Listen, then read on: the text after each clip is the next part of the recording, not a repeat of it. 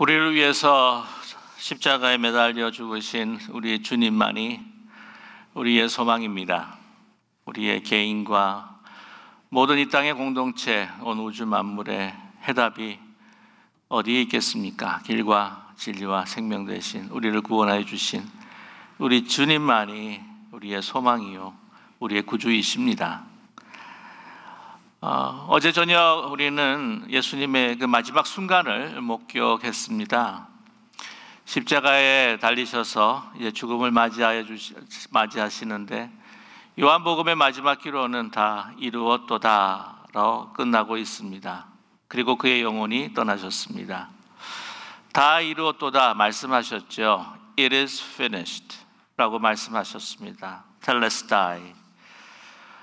그렇다면 이 모든 광경들을 지켜보고 예수님이 죽어가는 모습, 숨이 끊어지는 그 모습을 보면서 밑에 있었던 제사장들, 대제사장들 그리고 공무했던 그 유대인들은 뭐라고 이야기를 했을까요? 아마도 이렇게 이야기했겠죠. He is finished. 이제 그는 끝나버리고 말았다. 그들이 계획했던 그 모든 불법적인 그 재판들, 그 하루의 그 날치기 재판들과 또한 그 모든 거짓과 비난들이 난무했었던 인간으로 가장 최악의 모습을 가지고 모든 것들을 진행하면서 가장 선하신 우리를 창조하신 우리를 사랑하시는 하나님, 십자가에 그 못 박혔던 그들의 결론은 He is finished. 그들의 모든 계획들이 이제는 끝났다 라고 그렇게 이야기했을 것입니다. 마지막까지 마무리하기 위해서 오늘 31절 말씀을 보게 되면은 이제 그들의 다리를 꺾어달라고 요청하고 있습니다. 그 좌우에 달린 그 강도들 뿐만이 아니라 예수님의 다리를 꺾어주십시오. 빨리 그 시체를 그려서 죽음을 확인하고 난 다음에 시체를 치워주십시오 라고 이야기를 합니다. 여기서 오늘 하반절 말씀 보게 되면 치워달라라고 할 때에 꼭 무슨 쓸모없는 냄새나는 쓰레기를 치우라고 하는 것처럼 치워달라고 요청하고 있지 않습니까? 그 이유가 무엇입니까? 이날은 준비일이라 유대인들은 그 안식일이 큰 날이므로 라고 그렇게 이야기하고 있죠. 이 안식일은 그들에게 있어서 정말 거룩한 날입니다. 하나님과 깊은 교제를 하며 하나님 앞에 예배드리고 또한 그의 마음과 그의 삶을 드리는 그러한 날입니다. 특별히 유월절을 낀 안식이라고 하는 것은 그 어떤 안식일보다도 더 중요하고 소중한 안식일이었죠. 계속 율법이 이야기하는 대로 그 안식일에는 그 시체를 두어서는 안 됩니다.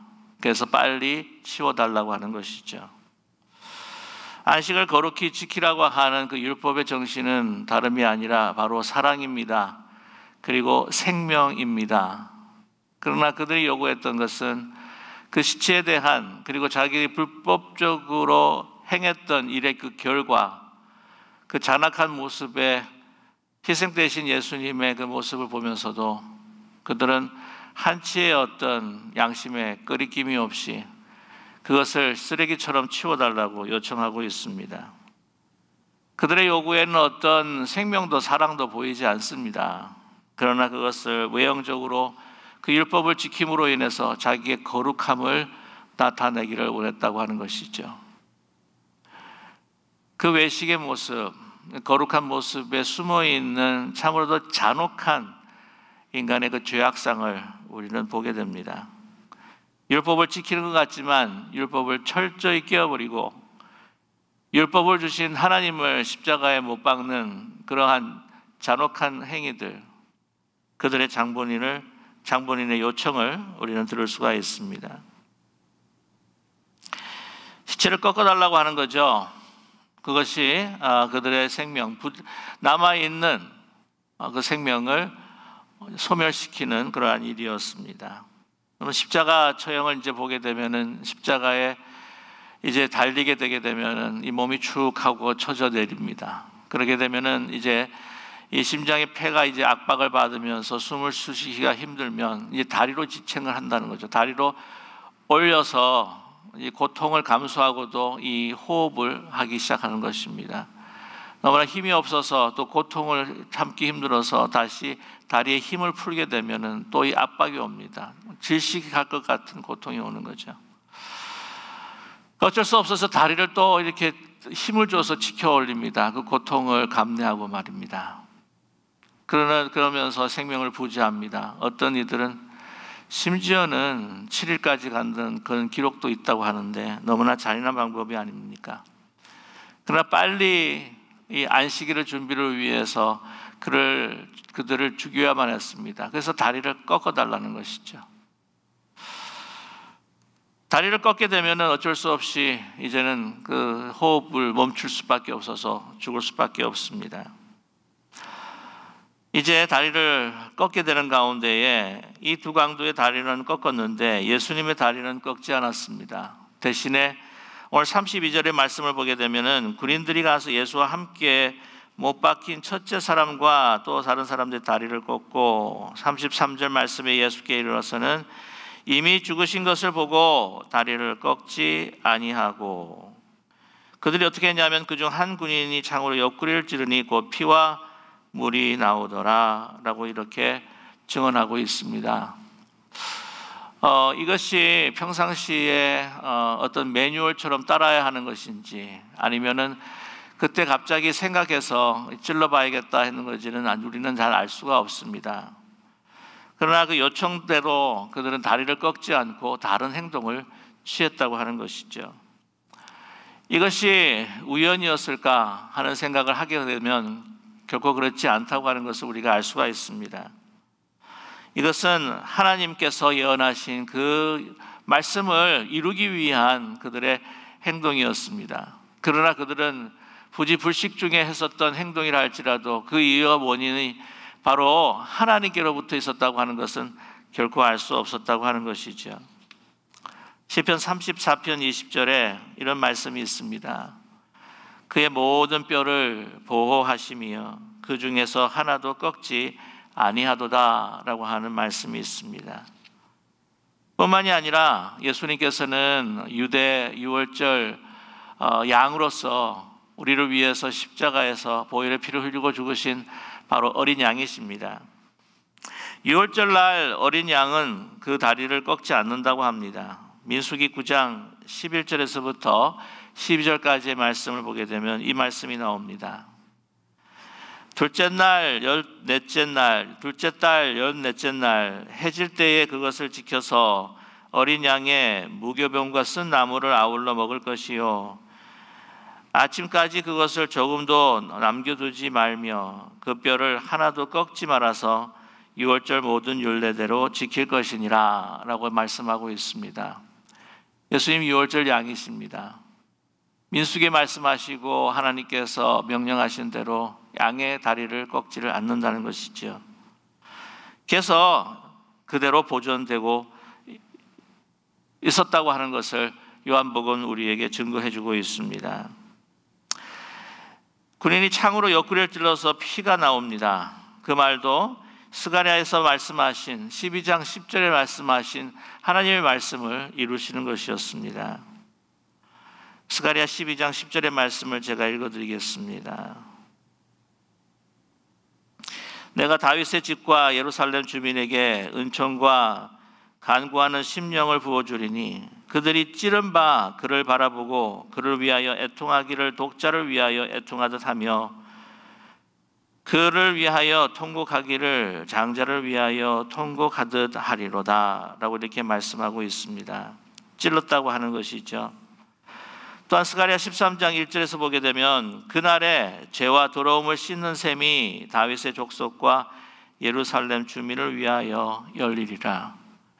예수님의 옆구리가 열리셨습니다. 거기서 피 한 방울도 남기지 않고 다 쏟으시게 되었습니다. 이 모든 것들 하나하나를 이루어 가시는 예수님의 죽음으로도 움직일 수 없는 이제는 다 생명이 끊겨버린 그 죽음이라 할지라도 하나님의 역사를 하나하나 이루어가고 계신 것을 우리는 목도하게 됩니다. 36절에도 분명히 35절에도 분명히 말씀합니다. 이를 본 자가 증언하였으니 그 증언은 참이라 그가 자기 그에 말하는 것이 참인 줄 알고 너희로 믿게 하려 함이라 라고 말씀하면서 36절 말씀이죠. 이 일을 일어난 것은 그 뼈가 하나도 꺾이지 아니하리라 한 성경을 응하게 하려 함이라. 37절 말씀 또 다른 성경에 그들이 그 찌른 자를 보리라 하였느니라 라고 말씀하고 있습니다. 요한은 그런 성령의 감동을 받아서 이 모든 사건들이 하나님의 그 말씀을 이루어가는 과정이었다고 하는 것을 그는 깨닫게 되었습니다. 이것이 하나님의 역사라고 하는 것이죠. 어제도 보았지만은 무력함으로 움직일 수 없는 아무 동력도 없는 예수님께서 그 십자가의 그 죽음의 그 순간 한순간순간이 하나님의 말씀, 그 성경이 응하게 되는 역사를 이루어 가셨습니다. 예수님의 그 죽음 이후에도 이 모든 사건이 하나님의 말씀대로 그 성경을 응하게 하시는 사건이었다고 하는 것이죠. 여러분, 이게 보게 되면은 하나님의 그 나라, 하나님의 역사가 한 인간, 악독한 인간이라고 할지라도 그가 행하는 부지불식간의 그 행동을 통해서라도 하나님의 계획과 그 뜻이 이루어져 가고 있다고 하는 것이에요. 우리를 구원하시기 위한 하나님의 놀라운 그 은혜의 역사가 말입니다. 여러분께서 아시겠지만 이 철학자 헤겔이라고 하는 사람이 있어요. 그는 역사 철학가입니다. 변증법으로 잘 알려져 있죠. 정반합이라고 하는 것을 통해서 역사가 또한 진행되고 발전돼 가고 있다라고 그렇게 이야기를 합니다. 그가 뭐라고 하냐면 역사는 절대 정신의 자기 전개 과정이다라고 하면서 이 역사는 이성의 간지에 있다라고 그렇게 그는 설명하고 있습니다. 너무 좀 어려운 말이 아닌가 싶은데 제가 말씀을 드리면 이런 것입니다. 역사라고 하는 것은 이제 이 현실 세계에 있어서 이 사람들이 선택하는 모든 그 행동의 결과의 축적물이 결코 아니라고 하는 것이죠. 그게 아니라 인간이 가지고 있는 지성, 그 지성 안에 있는 그 보편적인 그 이성의 그 발현이라고 하는 것입니다. 특별히 절대적인 가치. 예를 들자면 이 자유라고 하는 가치가 이제는 그 절대적인 어떤 가치가 계속해서 실현되는 것을 이 역사의 진행으로 보았다고 하는 것이에요. 예를 들자면 많은 사람들을 이제 노예화 시켜가면서 노예의 어떤 역사가 계속 진행되고 가는 것 같지만 그러나 나중에 보면 이 노예들이 이 자유의 정신으로 이 노예들이 해방되었다고 하는 그 역사로 진행돼 가고 있다고 하는 것을 바로 헤겔이 설명을 해주고 있습니다. 그러나 그가 맞았다고 이야기할 수도 있고 사실은 이 근원적으로 보게 되면은 틀린 것이죠. 뭐냐면 그는 이 모든 절대적인 정신은 인간이 소유할 수가 없다고 하는 것입니다. 바로 하나님에 의해서 움직여가고 하나님께서 말씀하시는 참된 구원과 자유, 참된 평등 이 모든 가치는 바로 하나님께 속해 있다고 하는 것이죠. 그런 구원을 위해서 또한 그 참된 사랑을 위해서 절대적인 하나님의 영원한 가치를 향해서 진행시켜 가는 것이 바로 역사다. 그래서 여러분 보게 되면 오늘 말씀을 보게 되면은 악한 자의 어떤 실수나 그 행동이나 또한 우연한 그들이 비치는 그 우연한 어떤 그 결과 그들은 결코 우연이 아니라 하나님께서 그 모든 것들을 사용하여 가신다라고 하는 것을 우리에게 말씀해 주고 있습니다. 그런 모든 많은 역사들을 우리가 보았지 않았습니까? 이스라엘 백성들이 유대 땅으로 다시 바벨론 포로에서부터 귀국하고 귀환했을 때에 하나님께서는 그 이방의 왕 고레스라고 하는 그 사람의 그 마음을 움직이시고 사용하고 칙령을 통해서 그가 계획했다고 하는 유화 정책을 통해서 이제는 그 사람들을 통합해 보리라고 하는 인간적인 생각으로 그가 판단했던 것 같지만 하나님께서 움직여가고 계셨다고 하는 것이죠. 그것이 바로 십자가를 통해서 우리에게 보여주시는 하나님의 역사와 하나님의 운행과 주관하심을 요한복음은 우리에게 생생하게 증언해주고 있습니다. 그러니 저와 여러분, 이 현실 세계에서 일어나는 모든 인풋과 아웃풋, 선택과 결과에 집중하면서 두려워하고 또한 그 마음으로 인하여 그것으로 인하여서 걱정하는 것이 아니라 십자가를 바라보면서 하나님께서 이제 재창조를 향하신 모든 역사를 움직여 가시고 있는 하나님의 손길과 그 음성에 귀 기울이는 우리 모두가 되기를 간절히 소망합니다. 오늘 또한 말씀을 보게 되면은 이 모든 죽음의 시간이 지나고 난 다음에 참 허무와 또한 처참한 고통의 자취만 남아 있을 수밖에 없는 그 현장에 용기를 가지고 나타난 사람 두 사람이 오늘 기록되어 있습니다. 여러분, 그 사람의 참된 모습을 보려면 그 사람 어떤 고통 가운데, 좋지 않은 상황 가운데 어떻게 행동하는가 하는 것을 우리는 볼 수 있어야만 합니다. 이런 말이 있죠. 정승의 개가 죽으면 그렇게 사람들이 많이 모이는데 정승이 죽으면 사람이 모이지 않는다고 말이죠. 특별히 예수님은 십자가 처형을 당하셨습니다. 십자가 처형을 당하는 가운데서도 지나가면서 뭐 동정의 말이라도 한마디 한다고 한다면 그는 비난을 받을, 다른 많은 대다수에게 비난을 받고 어떤 해함을 당할 수 있는 경우에 처할 수가 있다고 하는 것이죠. 그래서 십자가에 처형당하는 사람에게 어떤 동정의 말이나 좋은 말을 던져서는 결코 안 됩니다. 왜냐하면 그것으로 인해서 큰 해를 당할 수가 있기 때문이죠. 십자가 처형을 당해서 죽음 당한 사람을 이 시신을 처리함에 있어서 그것에 관여한다고 하는 것은요, 이 보통 용기가 필요한 것이 결코 아닙니다. 그러나 모든 사람들이 그 자리를 다 떠났을 때 그 수체를 가지고 이거 수체를 어디에 둘까 하는 것을 생각하는 사람들이 없고 다 제자들도 다 떠나고 이 붙잡힐까 봐 다 숨어 있어 버렸던 그 제자와는 달리 여기에 어쩌면 참된 제자의 모습을 우리는 발견하게 된다고 하는 것이죠. 오늘 두 사람이 소개되고 있습니다. 아리마대 요셉과 또한 니고데모입니다. 오늘 38절의 말씀이죠. 아리마대 사람 요셉은 예수의 제자이나 유대인이 두려워 그것을 숨기더니 이후에는 빌라도에게 예수의 시체를 가져가기를 구하며 빌라도가 허락하는지라 이에 가서 예수의 시체를 가져가니라. 그럼 아리마대 사람 요셉이라고 하는 이 사람은 사내들인 공회원이었습니다. 부자였습니다. 고관이었습니다. 예수님께서 바른 말씀을 하시고 예수님께서 하시는 말씀이 권위가 있고 참된 것을 이야기하지만 그 주위에 있는 대다수의 그 유대인과 사내들인 공회원들이 그들의 그 의견들에 있어서 두려워서 자기 자신을 나타내지 못했습니다. 그러나 아시겠지만 이 니고데모와 함께 아리마대 요셉은 예수님을 십자가에 처형하자라고 했을 때 반대표를, 찬성표를 던지지 않았던 사람이었다고 하는 것을 우리가 알 수가 있습니다. 그는 이 높은 자리에 모든 것들을 상실할 수 있는 그 위험 부담을 무릅쓰고 이제 그렇게 지탄받고 그렇게 미움을 받았던 그 예수님, 살아 있음에도 가까이 하기도 힘든데 이 예수님이 그 죽어 있음에도 불구하고 이제는 그 시체를 가져가서 안장을 하겠다고 나서게 된 것이죠. 참으로 고귀한 성품과 고귀한 마음을 가진 사람이 아닐 수가 없습니다.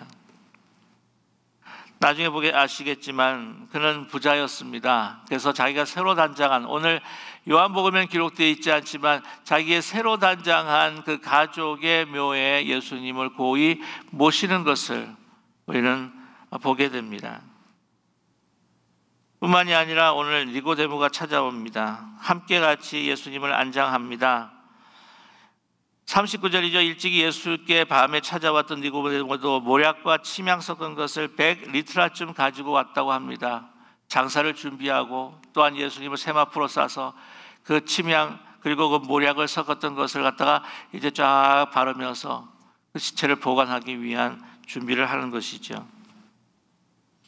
니고데모는 여러분 아시겠지만 요한복음 3장에 나타납니다. 내가 어떻게 해야 하나님의 나라를 들어갈 수가 있겠습니까? 내가 어떻게 해야 영생을 얻을 수가 있겠습니까? 그래서 예수님께서 그 중생에 대한 가르침을 그들에게 주십니다. 이해하지 못하죠. 어떻게 한 사람이 다시 엄마의 뱃속에 들어갔다 나올 수가 있겠습니까? 라고 하는 이런 질문들을 받으면서 밤에 찾아왔던 이가 바로 니고데모였습니다.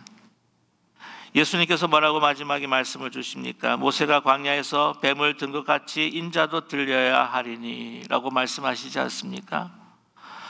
이제 그 말씀을 계속해서 마음에 담고 있었습니다. 십자가를 바라보면서 예수님께서 들리신 그 장면을 보면서 그가 하신 그 말씀에 하나님께서 내가 지금 깨닫지 못하고 있지만 그러나 뭔가 엄청난 하나님께서 주시는 그 진리와 계시가 거기에 있구나.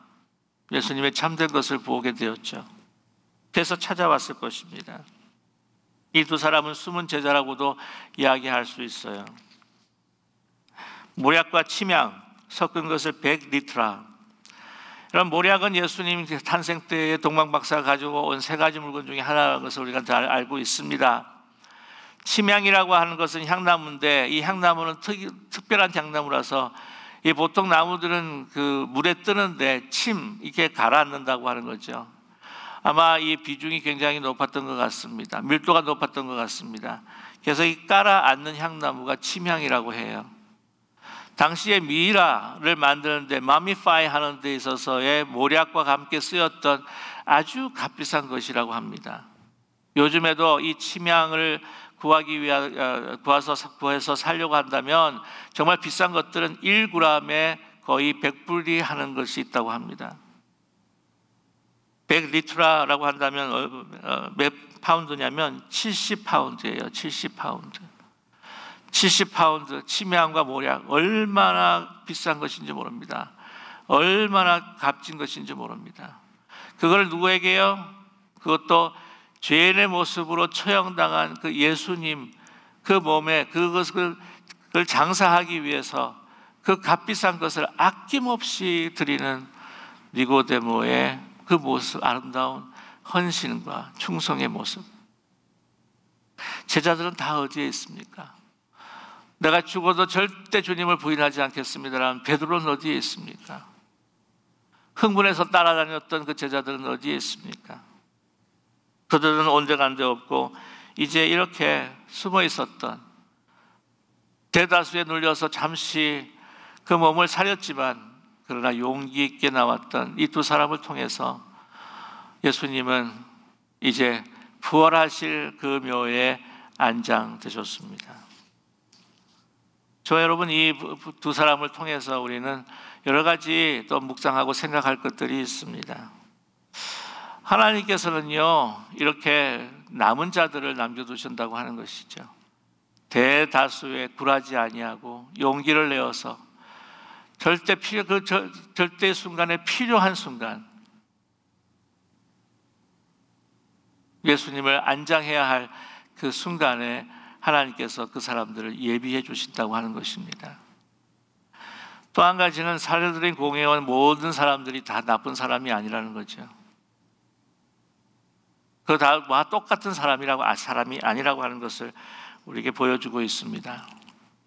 여러분 우리의 그 사람을 보는 이해에 있어서 참 무서운 것이 제너럴라이제이션이에요. 보편화시키는 겁니다.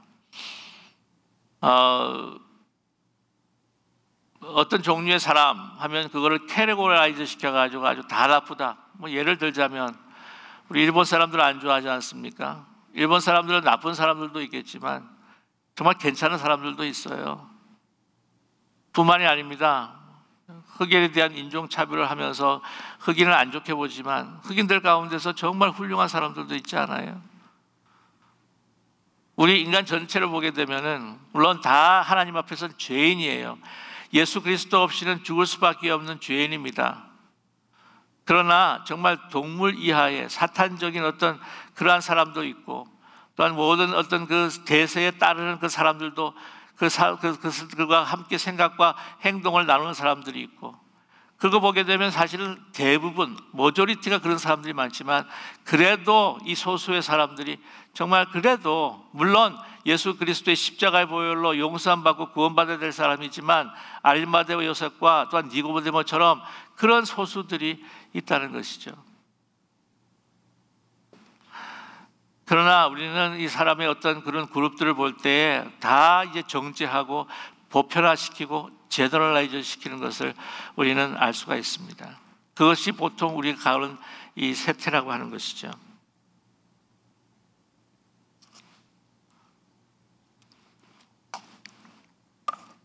그래서 여러분 잘 아시지만 인종에 대한 헤이트 크라임이 있지 않습니까?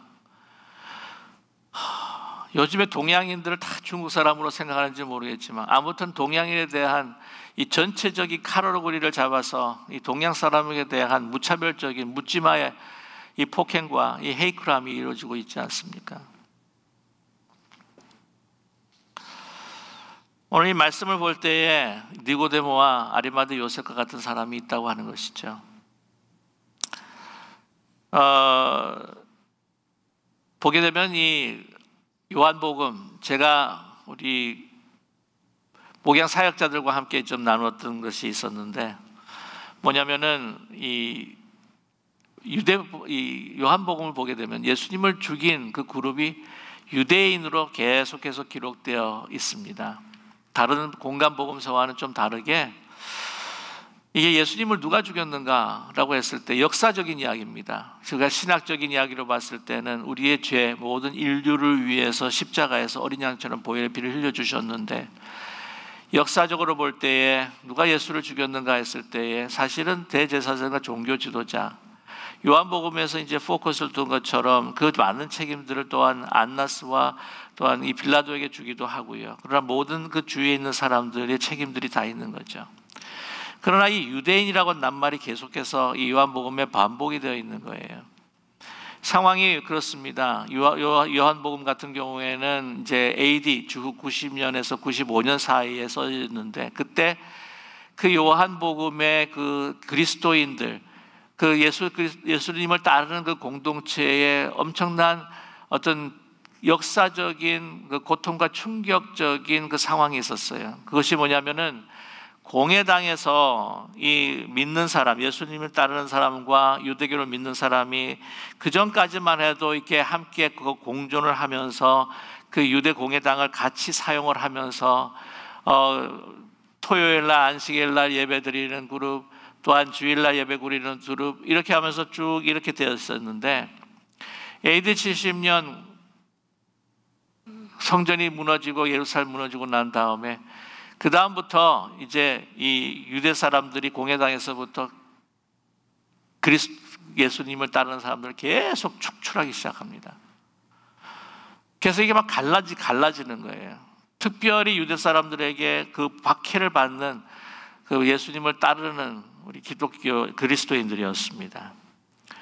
그러다 보니 그 배경 안에서 이제 유대인이라고 하는 그 그룹이 이렇게 부각이 되고 만 것이죠.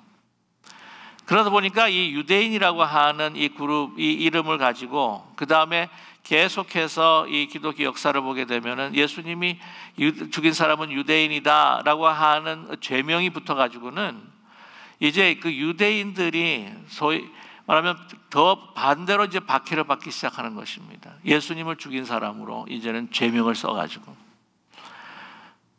그래가지고 그 역사를 보게 되면은요, 너무나 고통받는 유대인들이 그 엔티세미티즘이라고 그러죠. 반유대 정책, 그 반유대 그 법들이 계속해서 이어지는 그 역사를 우리가 볼 수가 있습니다. 정말 수많은 유대인들이요, 이 나치로 인해서 600만이 죽었지만 그 역사를 보게 되면 유대인들이 예수님을 죽인 사람들이라고 이 죄명을 써가지고 죽은 사람이 부지기수입니다.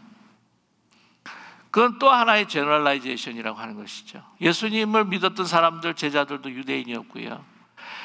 정말 이건 너무나 나쁜 그룹이다. 예수님을 죽였던 그룹이다. 산헤드린 공회원.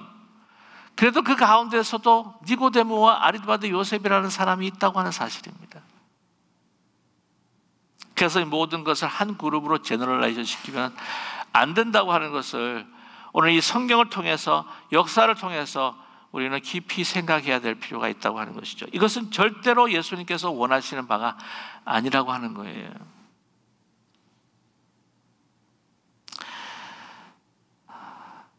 그들은 그 대다수의 그 눈초리와 대다수가 어떻게 생각할까라고 하는 것들을 생각하면서, 그러나 그거를 이제는 아니다. 이제는 아니다. 예수 그리스도의 그 죽은 모습을 그 옆에서 바라보았을 것입니다. 다른 제사장들과 다른 사내들인 공회원들과 같이 보았을 거예요. 그의 모습, 그가 외치는 그 소리, 그들의 양심을 깨뚫고 그들의 심령을 깨뚫고, 그 옆에서 백부장이 그는 참 하나님의 아들이었도다라고 하는 그 고백을 그들도 읊조리지 않았을까요?